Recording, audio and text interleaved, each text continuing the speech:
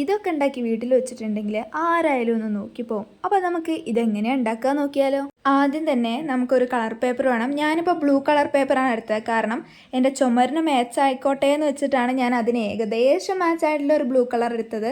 നിങ്ങൾക്ക് ഇഷ്ടമുള്ള ഏതെങ്കിലും ഒരു കളർ പേപ്പർ എടുക്കുക, അതിൽ കുറേ ബട്ടർഫ്ലൈസിനെ വരച്ചെടുക്കുക, എന്നിട്ട് അതൊക്കെ കട്ട് ചെയ്തെടുക്കുക. ടോട്ടലായിട്ട് നമുക്കൊരു 8 പെയേഴ്സ് ഓഫ് ബട്ടർഫ്ലൈസ് വേണം. ഇനി നമ്മുടെ ബട്ടർഫ്ലൈസിൻ്റെ എല്ലാം നടുഭാഗം ഇതേപോലെ മടക്കി കൊടുക്കുക. അതിനുശേഷം നമുക്ക് ഇതുപോലത്തെ ഒരു വെള്ള നൂല് വേണം.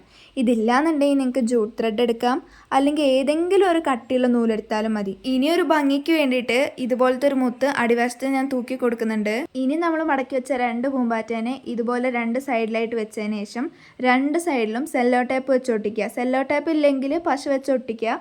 അത് ഉണങ്ങി കിട്ടാൻ കുറേ നേരമാവും. അതുകൊണ്ടാണ് ഞാനിപ്പോൾ സെല്ലോ ടേപ്പ് വെച്ച് എളുപ്പത്തിൽ ചെയ്തെടുക്കുന്നത്.